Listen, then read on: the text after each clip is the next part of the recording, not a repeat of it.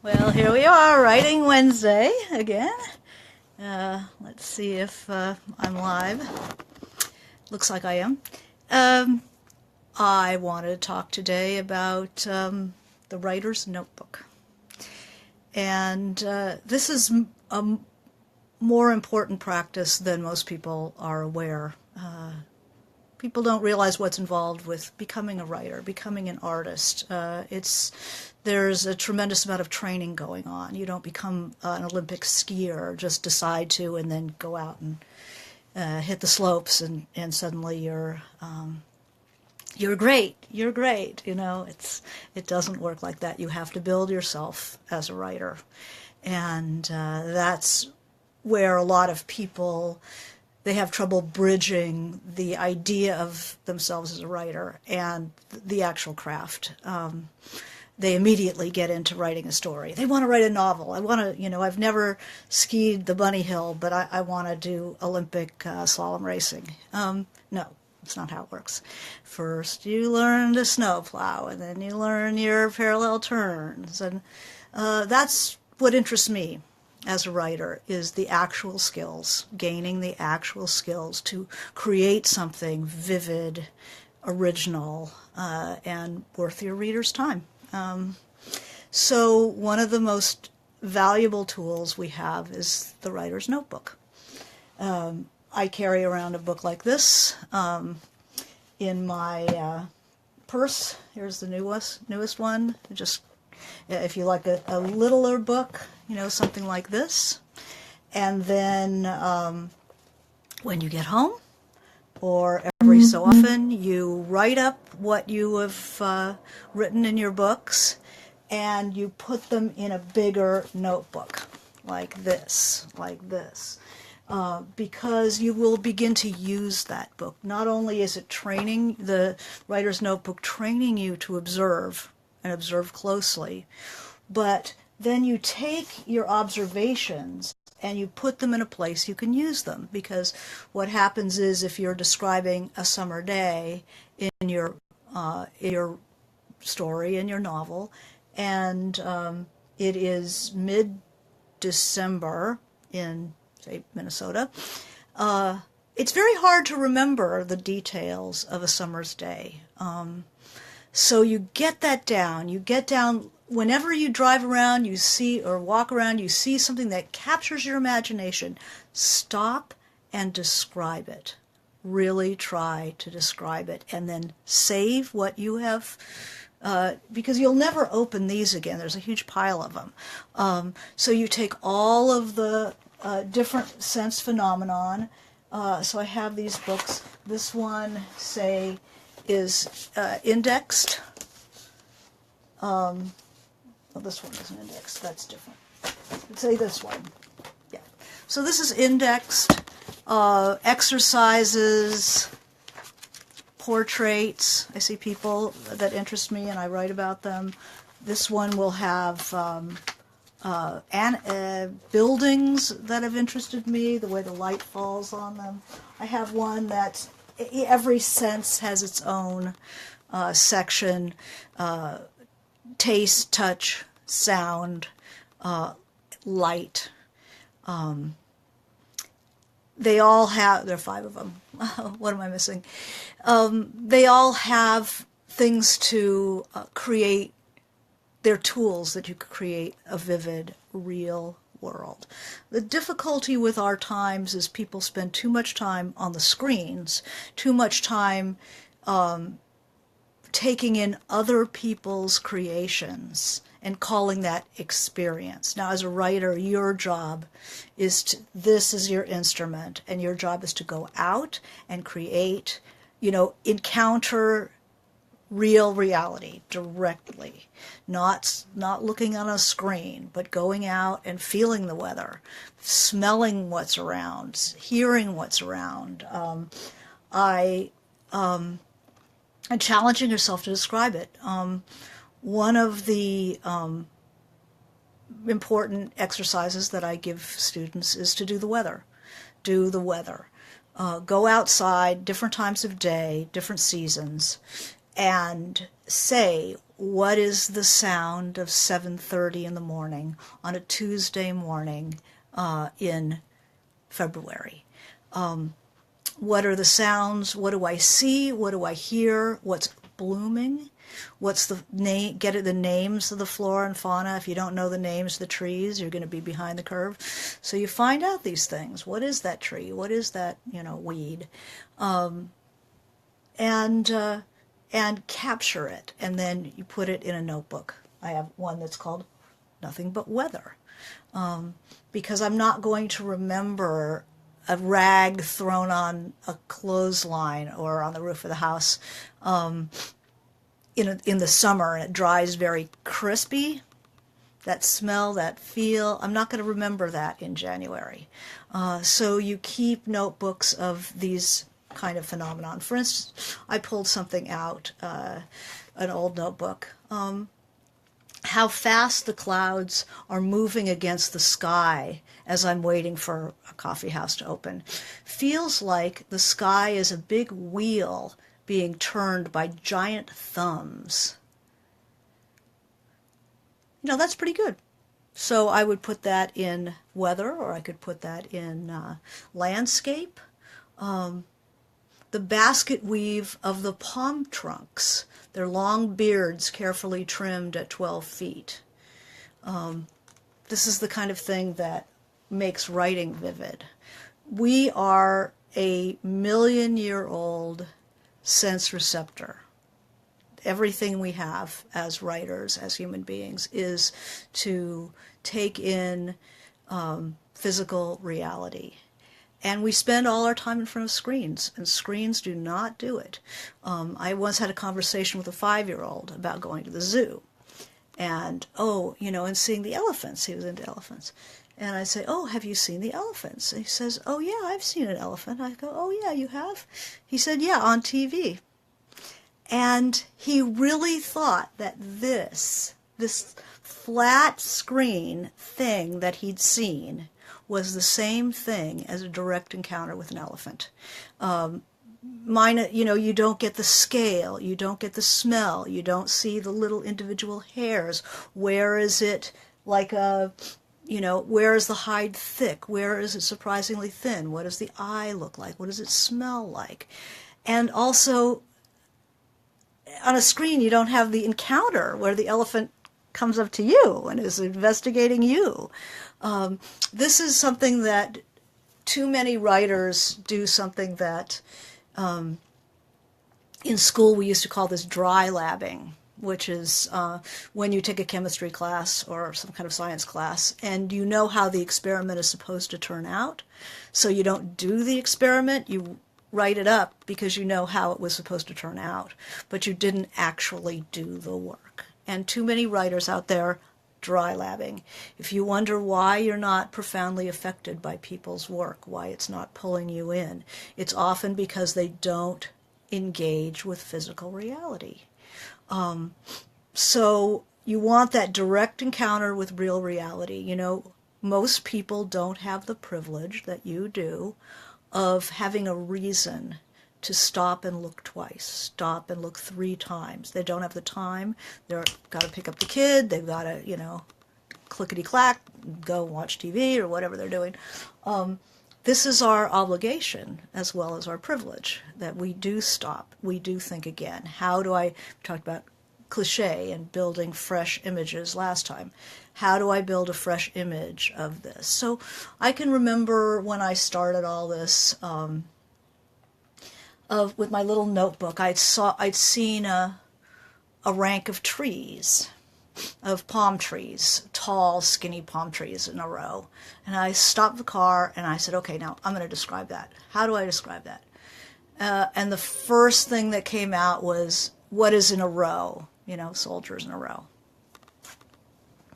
Okay, what is it? The next thing that came out was mops. They look like mops with their moppy heads. Have I heard that before? Yes. Okay. What do they look like? Oh, Rod Stewart, that hair. Had I heard that before? Yes. And I sat there in my car and described those the way those trees were growing and leaning. Like, what isn't a row? Say soldiers, but we talked about writing your way out of cliché. They were like soldiers mustered out of bed in the middle of the night and drunk and trying to check their vertical, and they were all a little off, but they were looking at each other, so they all looked like they were in a row. So I got a fresh image. You want to keep really good track of, noticing not just what we're allowed to notice, which is the visuals. Generally speaking, we live in a world where we have visuals, we have screens, and we have some sound, although we tend to produce sound to drown out the sound of real reality. So for a while, just stop all that ambient music to drown out what's real reality and pay attention to what you're really hearing. What does it really sound like? What does, sound is a really interesting sense in that it's probably the most dimensional sense. You can hear something up very close to you, or you can hear something very far away. And when you can move between scales of landscape like that, I can hear, I can do this, I can hear it very close up, but I can also hear traffic out on the 5 freeway out there. So that creates a dimensional world, because I can go between the sound of paper flicking in my hand to distant sound. And people believe that the world exists because I can move through the layers. The most intimate sense is touch, because it has to be right up against your skin. All the most intense sensations are touch. The most pain and the most pleasure comes from touch. And children are always told, look but don't touch. Touch is not good. Touch is engagement. Whereas you can look. So we're a world of voyeurs. We have a hard time engaging. So make sure to assign yourself some exercises of touching things. Feel when you go out and do the weather. Touch the stones. What does it feel like? Try to get your mind around the various sensations involved. Taste. You can get a lot of memory out of taste. The senses are a bridge from between the world and the world inside here. And you can access memory and imagination through the senses better than anything else. Like, one of the exercises I do is I have students close their eyes and I give them a piece of cloth. Say this. And you close your eyes and feel it. What is it? It's a piece of felt. But what is it? Where is it? When is it? And then I come up with, a reindeer herder, and the felt boots and the felt jacket. And when is it? Well, winter, of course. And before I know, I have a story going on. I also can remember making a skirt out of felt like this. It was yellow. It had pink crazy daisies on it. It was really ugly, but I loved that skirt. But I can remember what I imagined it would be. I can capture the state of mind. So fabric is really good. And just train yourself to notice textures. Really pay attention. How much can you get out of feeling that rock? What are the different textures? And notice that texture is an action as well as a thing in itself. If I take a piece of paper and I feel it like this, it feels very smooth, right? But if I go like this and rub my arm with it, that hurts. It's scrubby. So gesture is part of touch.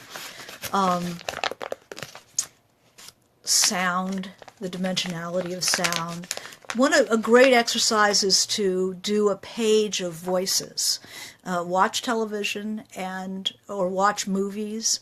And when somebody somebody's voice captures you, stop and see if you can describe that person's voice, the texture of their voice.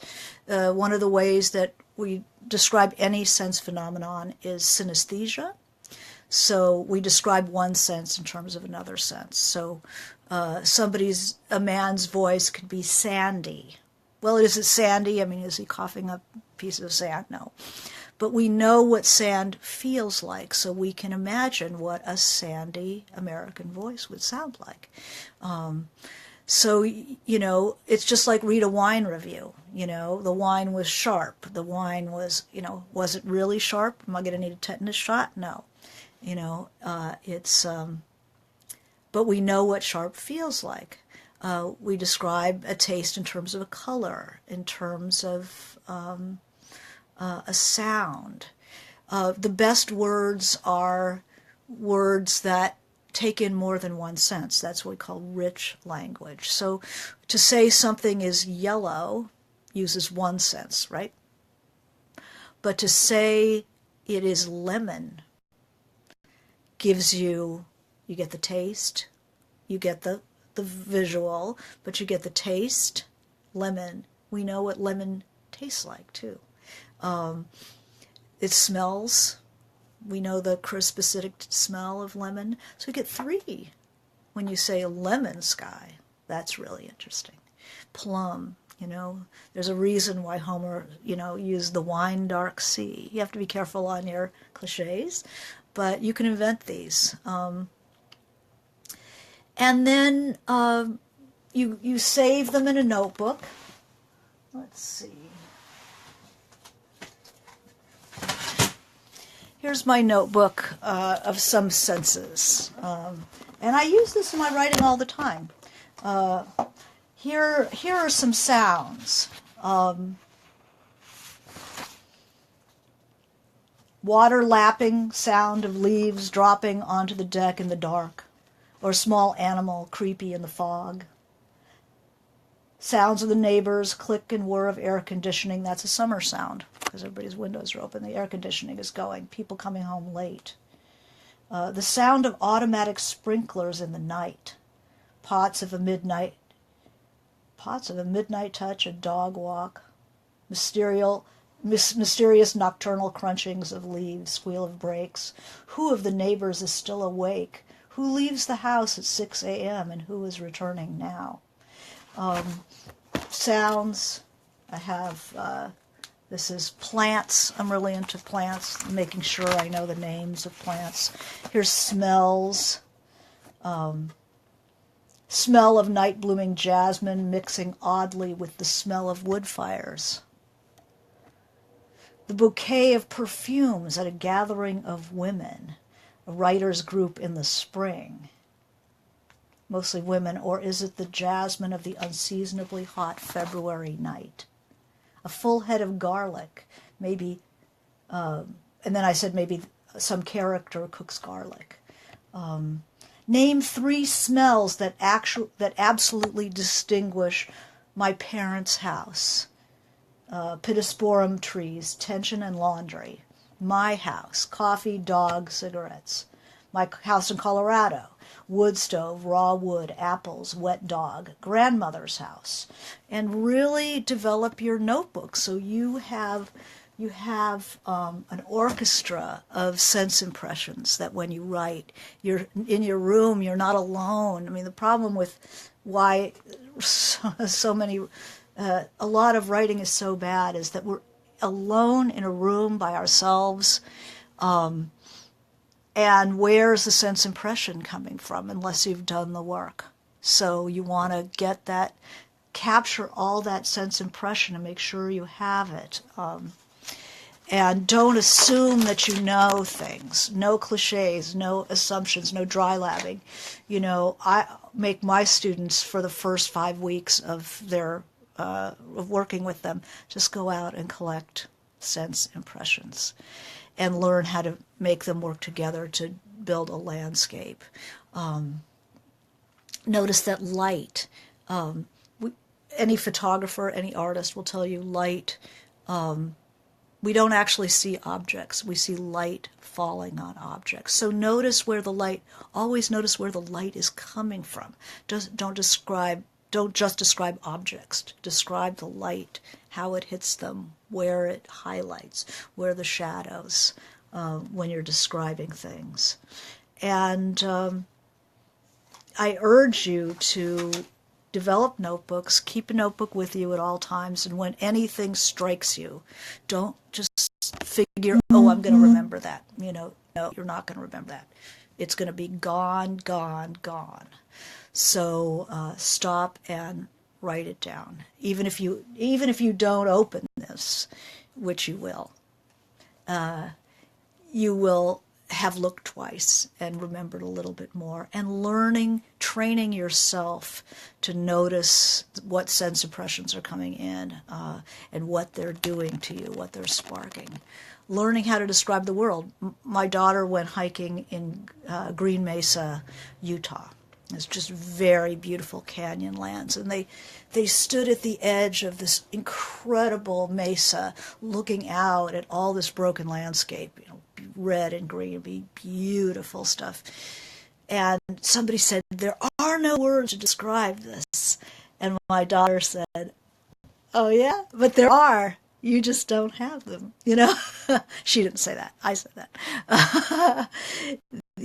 There are words to describe. If you want to see what description looks like, read The Waves by Virginia Woolf. And every chapter begins with a description of the way of waves and light. And it is spectacular. So this is my talk for today, and we'll see you next week. All right.